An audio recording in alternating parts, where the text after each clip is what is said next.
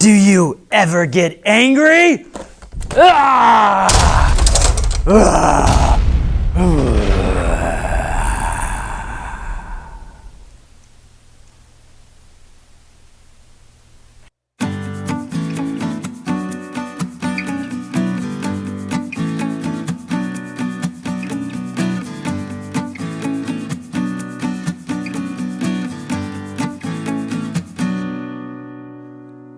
Hey kids, welcome to Kids Life this morning. So great to be with you. We are talking about the Sermon on the Mount. We have been for a few weeks, and if you haven't been here or if you just need a reminder, the first week we talked about being blessed and how that means that basically God is with us and we're with God, and knowing that we can depend on Him.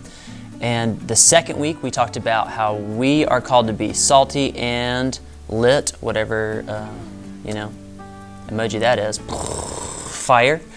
And the third week, we talked about how Jesus came not to get rid of the law or abolish the law or crush the law, but instead to uphold it and actually make it a little bit more complicated for us to follow.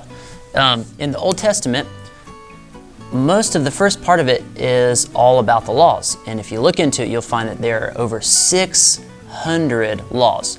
And only a few of them repeat themselves, which is really insane.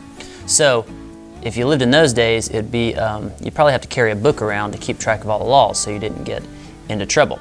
One of those laws is do not kill people, which is a very, seems to me, easy rule to follow. All you have to do to get straight A's is don't kill anybody. So hopefully nobody in here has done that. I've never done that. Confession time. But what Jesus says in the Sermon on the Mount is He actually takes it a step further. He makes it more difficult to follow than just do not kill. But He says, don't even be angry with someone. Don't kill somebody and don't be angry with someone. Now that is much more complicated. And in my life, I've been angry quite a few times. Let's raise our hands. Anybody in here, have you ever been angry at someone? I can't see you, but I imagine that everyone should have their hand up. Come on, let's all try it. Yes, we've been angry. Probably someone has done something to you. Maybe they've hit you and you got really frustrated. Maybe they took something from you at school, or maybe they hit you on the playground. Maybe they took the swing.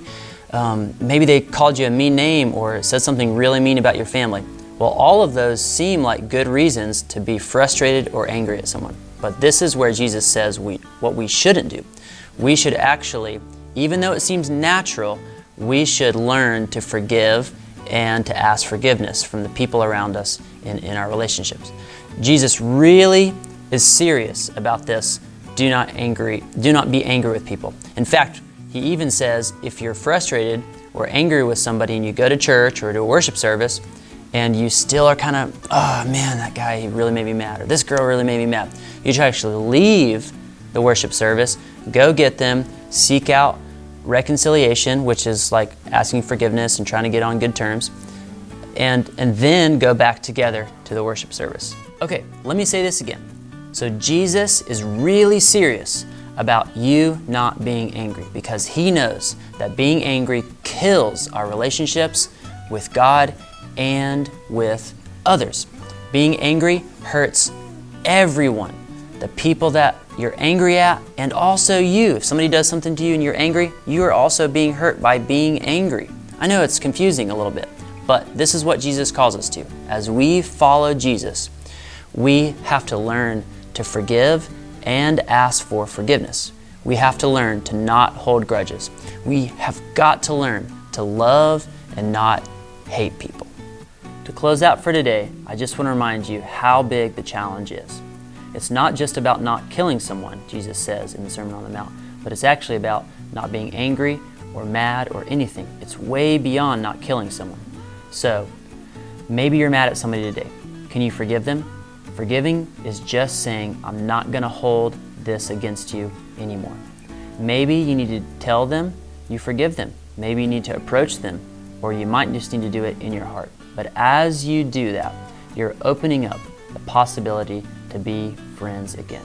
And that's what Jesus is all about, to love and not hate, to not hold grudges, but to be about the relationship. Have a great day. We'll see you later.